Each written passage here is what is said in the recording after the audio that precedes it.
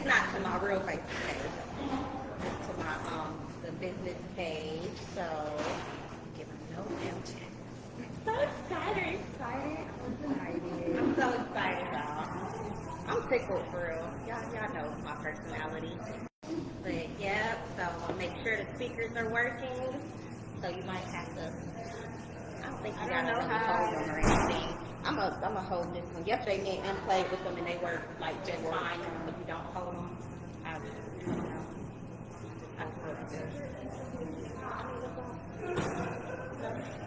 Did y'all hold them? Yeah, I didn't. Oh, I did. Oh, it was this one I didn't.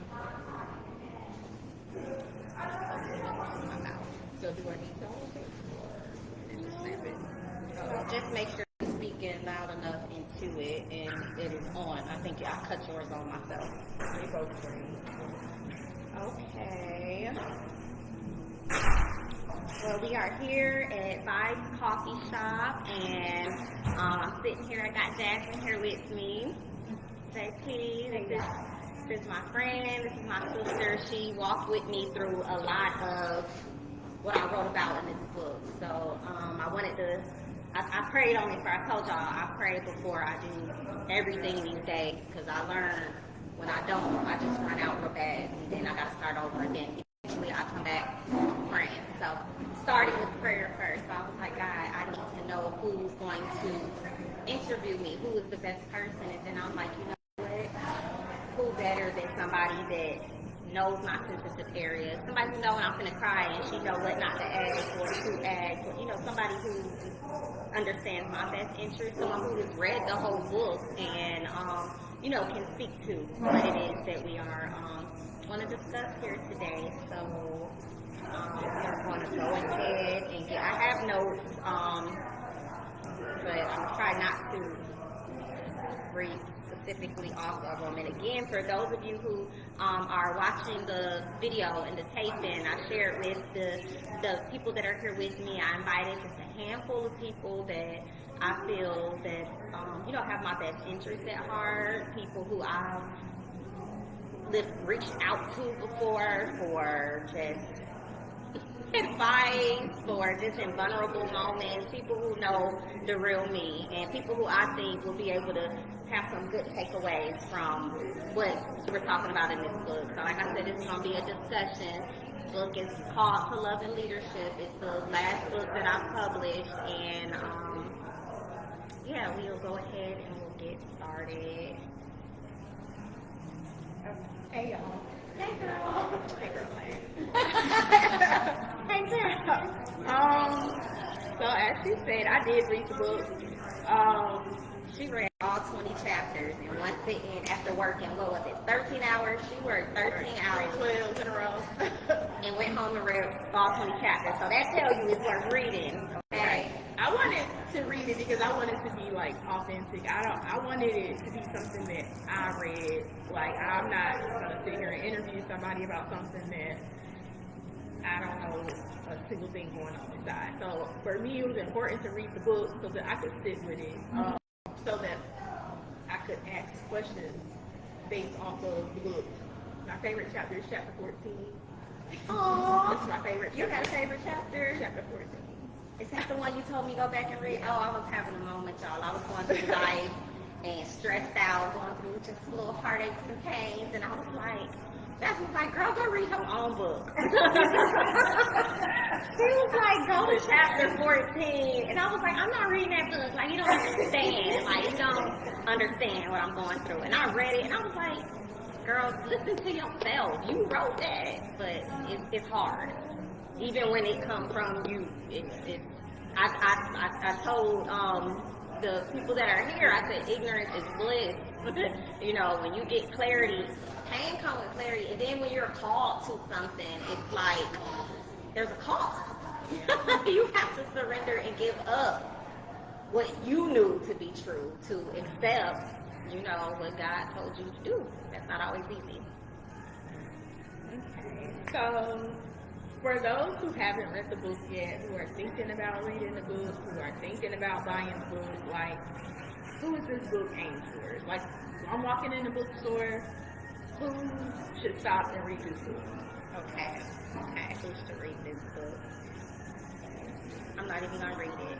I feel that this book is for women who are, it's called Call to Love and Leadership. Even if you aren't, per se, leading in the workplace, we're leading at home, we're leading in so many different avenues of our life. This book is for women who are becoming, who are going through transition. This book is not for somebody who has it, yes, that's it, who has it all figured out. This book is not for the women who, you know, like we're forever learners. We're lifetime learners. We're always going to go through experiences in life. So this book is for those of us who are going through transitions, you know, going through transitions.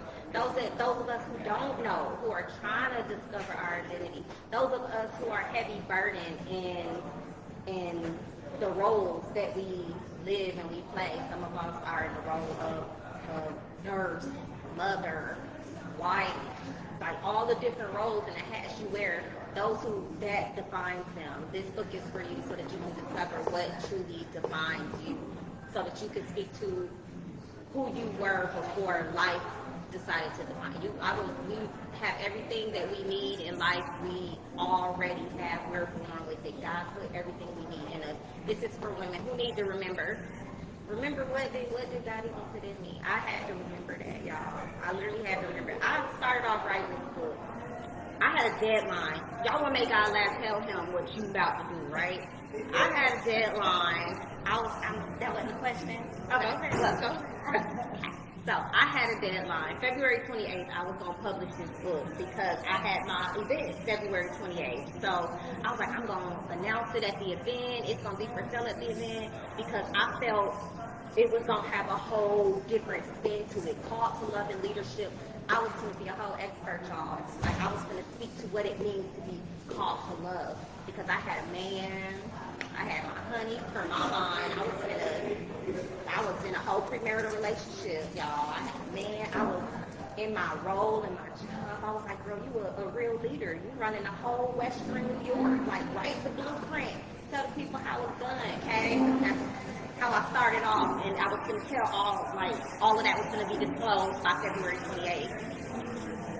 And then it wasn't because the bottom fell out. God will humble you. Okay, he will pride come before your fall, man. God will humble you, okay? So here I am. What's the day, y'all? June, the day after my birthday. My birthday was yesterday. So here I am, June 5th, holding this book that had a whole different spin on it. It don't even have an ending chapter for real. I ain't got no man now.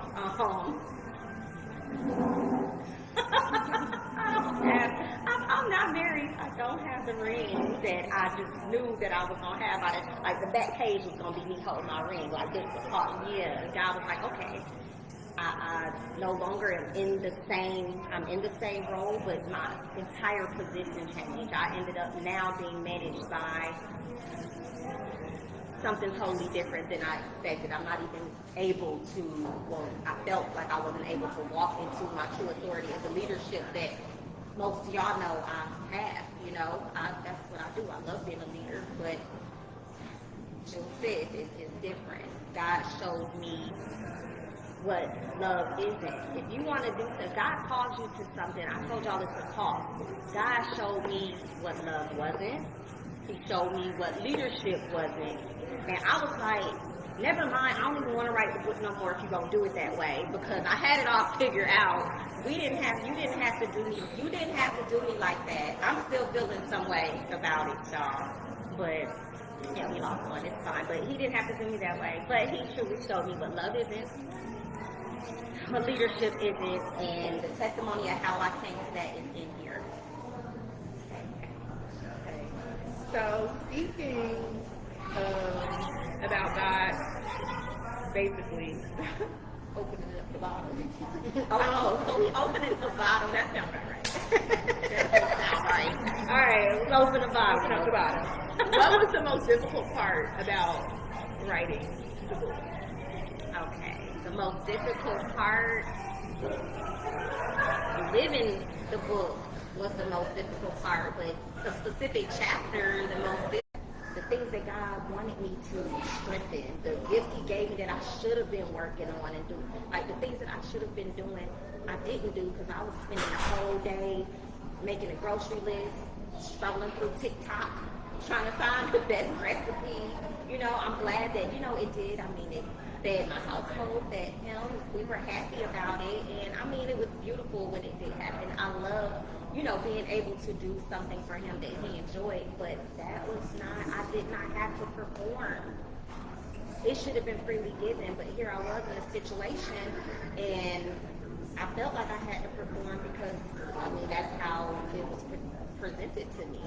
Like, if you want to be a wife, if you want this money, you want to be my woman, you know, these are the things that I feel will earn you that, is how that was presented. So that's how I performed. God told me, I'm God. You don't make an idol. No man on this earth that did not go before me, go into covenant with you, you know, can't call those shots for you. I love you. You perform and do all of the things that I give you to do. You don't go performing for somebody else. And I mean, he told me real bad. I'm going probably into some more questions, but I got a whole chapter where I was like, y'all go to therapy. I'd advise everybody, even when you don't feel like you need a therapist, get you a therapist that is a faith-based therapist, okay? My therapist helped me. I gotta let her read this book, y'all. She all up and through this book. She helped me get through so much. Like, she's the one that made me sit there. She was like, are you making an idol out of that man? And I was like, no, I don't idolize. She was like, are you making an idol out of the relationship? Are you idolizing him? I'm like, no. She's like, are you putting it before God? Heavens no. Are you doing stuff that you're not supposed to be doing? Are you, you know? And I was like, dang, all the questions that came pointed to, yes, I am idolizing this man. I'm idolizing this relationship, and that is when God will convict you, and you have to decide, am I going to be obedient? Am I going to do these things? So, yeah, I ran out. I'm sorry. You touched on some important things, especially just learning that you don't have to perform for love, and when you are performing for love, you get burned out because it's more than the capacity that you have. You're giving more than what you have to give. So that in itself causes resentment, anger. Okay. So that you touched on, that was a good point. And you used the word capacity. Since I wrote this book and what I've discovered since writing this book in therapy, like put all that together, throw in some Lexapro, all as well, you know, do all the things in capacity. I'm so quick to say I don't have the capacity for that right now. Like, no, this discussion is making me real. I don't have the capacity for it. So you run out of capacity for things that God didn't put on you. Try to hold on, try to carry all the flowers and all the bouquet that was not yours. If I tried to grab all of y'all and hold it this whole interview, I don't have the capacity for it. I got the capacity to hold. I made this, y'all. I'm running out. To hold the bouquet that God had me made for me. Like, this is what he put in me. I got the capacity for this. Right. Okay, I ran out. Fine, everybody. In the book you talk about the miracle. Could you elaborate on what the miracle is? Yes, because this whole event is called Inside the Miracle. I called it that because I learned that you have to be careful with the words you say, the things you speak. Our words have power. And my pastor taught me, my late Reverend Neighbors, God rest his soul, my late pastor taught me that you're either going through a storm, in a storm, or just coming out of a storm. But then I had to be careful because then I'm taking on the identity of that storm. And I'm like, I don't even want to call it a storm. I want to call it a miracle, you know. So what I'm going through right now, like I told y'all, when I was finna write this book and it was going to be published on February 28th, I had just came out of that miracle, out of that storm, because I was going to tell y'all, show y'all my ring on the back cover, my wedding, like all the things, because I was coming out of that. But this book is just like the title of this event, From the Inside of the Miracle. I mean, I don't have an answer. I didn't even end this. The last chapter of this book is what? The continuation. Because I don't know. I don't have the answers. I just spoke to what was me. So the miracle is going to be the outcome of whatever God says it is. whatever he speaks. So the miracle is me just surrendering and submitting to God for whatever he wants to come into fruition. So I'm speaking from the inside of miracle because I haven't made it out yet. Don't know what it is. I'm blessed to find myself, find my identity, let go of the strongholds that I felt I needed to perform in. Like, there were true strongholds. Like, imagine when I wrote this book, in my mind, I was real grown doing all the things that grown married people should do. You know, I was not married, nor was I in a premarital relationship. God convicted and humbled me real good. Like, I was like, okay, so I'm celibate now? This is insane. Like, why do I have to do this? Is not my life. I don't live my life like this, God. What do you mean? I got a whole man. It was like, did y'all take a vow before God for that to be honored? That's not something that's honored between people who, that's a big one. I mean, when you're ready to come to that, it's difficult to come to that, but when you do come to it, I mean, it makes all the sense in the world, and there will be so many different ways that you end up, like, even when the situations and temptations present themselves, God will have you feeling like, no, I'm more scared of God than I am of what can come from me acting like I done took a vow and made a three-point relationship in court. Like, I didn't do that, and no one. And then sometimes we can get in a relationship and we feel like that's an obligation. Like, be with a man, we feel like that's a requirement. They're obligated to have that part, that piece. But it's like, no. Did they go before God and say, God, thank you for this woman you gave me. I'm going to commit to her, and I'm going to go before my family. I'm going to put a ring on her finger just to symbolize that we are going under covenant. This is a covenant, and we are going to be able to do all the things, and you're going to glorify our marriage bed, and it's going to be favor found in us from doing the things that you allow married people to do. So if they didn't do that, no, they're not obligated to that. Like, you can definitely date and have fun and do all the things, but that is not one of the things that you can do. Sorry to tell y'all. I'm sorry to be living it, but it's not one of the things that you can. That's the first thing in this book. Say what? After you make it past the foreword and all that. God does not provide favor over honoring boyfriends and girlfriends. Okay? We came up with this dating stuff. Back in biblical days, it was like, okay, you were, what you call it when you courting and all of those things to be married. There was no dating. There was no one night stand. Well, I mean, they are in the Bible. Like, them things happen. But that's not what God wanted for us. He don't want us honoring our boyfriend for 50 years, and then in the end, we still sitting here looking like me with no ring. I got a wedding dress in my closet because I was so delusional. Like, in my mind, I was in a premarital relationship. I was going to put the ring on the back of the cover. I was doing all the grown things that married people do because I felt that it was deserving because he's going to marry me. Over 11 years, and that still did not take place. Like, so that goes to show you that love can exist, but outside of alignment and God's divine covering, it will not be. It will not be. I mean, I left it to continuation, you know, and yes, I am single, but I don't put a title on what is to come, because like I said, it was not ended in, it's one thing when God removes something and it's not a harsh breakup. Them hurt worse when it's like an understanding of, okay, I'm convicted by God. We can't be all the things that we were until you are ready to be who God needs you to be, and I am, you know, until God says that, and he may not even say that. He may not even say that, and I gotta be okay with that. I'm still working on that part, that's why, you know, but I have to be okay with God say. So we have to accept that and be okay with that, and we got to walk in what God tells us to do and stop doing things outside of what God allows for boyfriend and girlfriend, which is very limited because God ain't called us to be boyfriends and girlfriends. Some people he called to straight singleness, and some people he called to marriage. It's which one?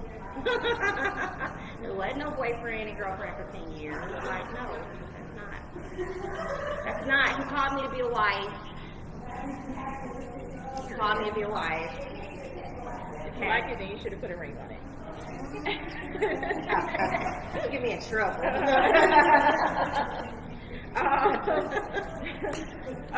So listen, the book overall, this is your truth, this is your story.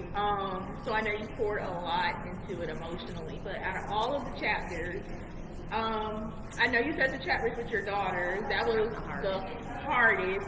Do you think that was the most emotionally challenging chapter, or was it just the hardest realization-wise? It was the hardest realization-wise because it was embarrassing to have to say that, you know, and then also it was hard and it was emotional for me to put in there because this is a book that's going public. You know, this is a book I'm publishing for the world.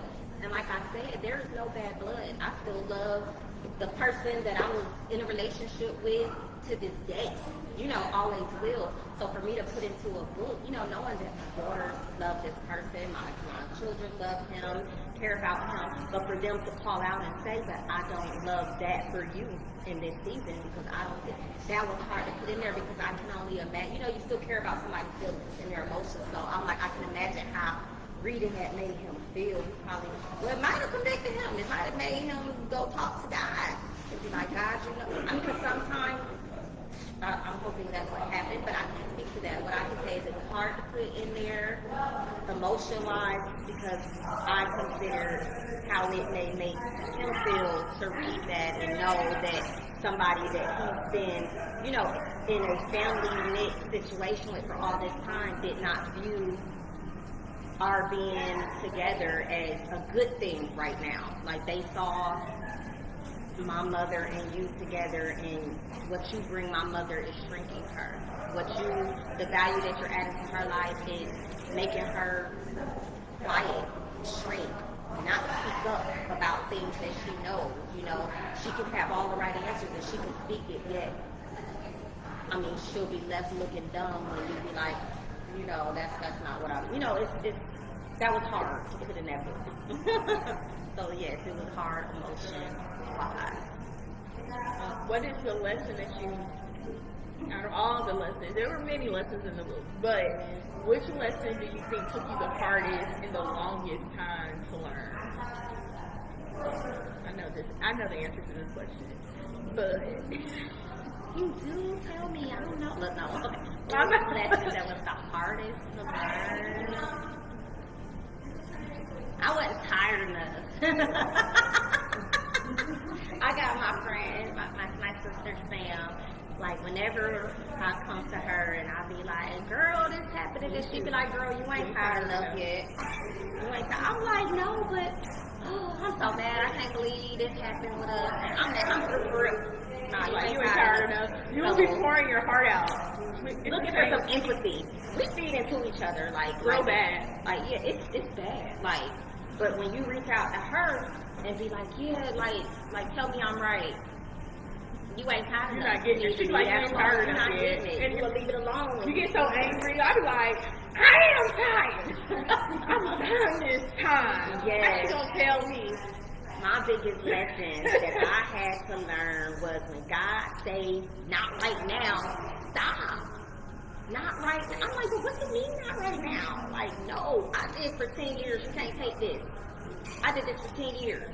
I'm not letting this go. Like, no, we gonna find a way to work. And God was like, not right now. You see, I didn't say that God said no, because that was something you asked me. You was like, but Precious, did God say no? Like, you can't have this relationship, you can't, because that's something I had to truly pray for clarity over, because if he did, then I would have to completely like, no, you know, but because God said not right now, that may mean not right now, that may mean not never, that may mean, okay, I'm about to grow and develop some things in him and grow and develop some things, not right now, it's not time. So I have to be okay with whatever it is. So the hardest lesson was for me to stop pushing together something that God was pulling away for the season. I wouldn't pull it away. I mean, we can even, like, God will make it super uncomfortable. He'll make y'all fight over the dumbest things. Like, it could be the smallest thing that should never cause that much riffraff. The smallest thing, disagreement that should not be that serious. And God will make it that serious that y'all is like arch innocents. Y'all can't even agree on, okay, how many sugars I want in my coffee. You don't like that many sugars. It would be the smallest thing, because God is trying to make us do right, but I had to stop trying to force something that God was saying, Precious, not right now. Not right now. Because why? Okay, all right. Like, you I'm sure? I'm still living it. You sure it's not, like, you sure? Because we would do that. We would go back and forth. Like, that you said not right now, like, you meant not today, or you meant not this. Like, you got to be specific, God, because I'm not going to call this man tomorrow. I miss that man. Like, what do you mean? Be specific. I love him. God, like, you love him as much as you want, but not right now. All right. Not right now. But, I know when you're in it, you don't see it, but now that, well, you're still in it, but you are heading towards the light at the end of the tunnel. Because it's a journey. It's it's not a one and done type thing. Like, it's a journey. You're not still when there's learning. still love there. Not when it's, like I said, it's not vicious. Like, we're ending this. I can't fit. Like, there was no foul, ill intent type situations, you know. So it truly was just listening to God that caused this not right now. Right? So, yeah. So do you see where God was protecting you? Yes. And trying to protect you, because you know we step outside of God's will sometimes. So, where do you see moments looking back where He was trying to protect you, or to keep you from being hurt in certain situations? I think He's always doing that by giving us discernment. We ignore our discernment real bad, y'all. God will give you a vibe. What we advise? God will give you a vibe. He'll give you a feeling. Like, literally, He will give you these feelings, and those feelings are to protect you. Like, I'll even speak to something that just took place. Like, I got in the vehicle, and I'm like, okay, well, let's spend some time together. We get in this car, and then out of nowhere, my stomach just started bothering me. And because I was not doing the not right now, I was like, no, right now. So I was like in the car, like, yeah, where are we going? We're doing this right now. But it's like, literally, God is trying to protect you because He don't want us to have more on us than we can bear. So imagine I was being really hard-headed and all of the things, being super hard-headed. And where did that land me? That landed me probably 2 weeks of crying and snotting, and I was trying to cancel this event. I didn't want to read this book. She's telling me, go to chapter 4. I'm like, forget chapter 4, forget all of it. Like, I broke my own heart, hurt my own feelings because I did not listen to God. And He is trying to protect us when He tells us not right now. He's trying to protect us when He says, no, I need you to do and reserve something for marriage. I need you to, like, when He does those things, it's for a reason. He don't want us to end up sitting there heartbroken, destroyed. God don't want that for us at all. So I do remember the times where He was trying to protect me. And I was like, no, I'm going to see for myself. Just bad. I'm just bad. Let me see, because you wasn't clear enough to God. And we know, because He will do all the things. You will not feel good. You will be looking at that person like something off, and I don't know what it is. Something is off, and that's God saying, I'm giving you this discerning feeling. You listen, take heed, and sit down somewhere. And go sit down somewhere because you ain't tired enough. You're not tired enough. I'm tired enough now. So, if you were having this conversation with a lady on the street, what is one thing that you would tell her? If she could never pick up your book, what is the number one lesson that you would want her to know? I want her to know that everything she will need in this life, she already has. Everything you need, you already have. I think chapter 19 is my favorite chapter, and it speaks about that. And I'm like, that's where you say yours was 13, 14, mine is 19. And I read that when I need to remember that like my therapist told me this, like before the traumas, before life happened, before all these experiences, before all the roles we stepped in, before everything, we were everything that God had already wanted us to be. Yet we went through life, went through experiences, and all of that made us forget. We started finding identity in other things, you know. So I would let that person and that woman know that you are equipped with everything that you will need in this lifetime already. God put it inside of you. It's up to you to do the work and remember. So whether that work is going to therapy and unpacking, you know, whether that work is having being called to love and leadership, God, I mean, He gives us sisters, friends, sisterhood, whether it is getting around like-minded individuals that's going to help you stay on track with doing the right thing, accountability partners, whatever it takes to make you remember who you are called to be. Like that's what it takes. Okay, we're gonna wrap up with this final question. If this conversation were to be happening 5 years from now, what do you hope would have changed? Oh, the title of that would be, bam, the miracle here, and I have my ring, I'm gonna have on my dread. Look, no. No. 5 years from now, y'all, the conversation, I would hope that, like I wrote in this book, I hope I would be whole, happy, whatever that looks like. Because who's to say that would even be what God needs me to be happy in 5 years? So I would love for 5 years from now the conversation to be, I am whole, I am complete, I am happy, I'm walking in my calling, I'm being obedient to God, my steps are ordered, I am pouring into other people, they are pouring back into, like, that is what I want it to look like whatever that looks like, that is what I need 5 years from now. So I'll say that.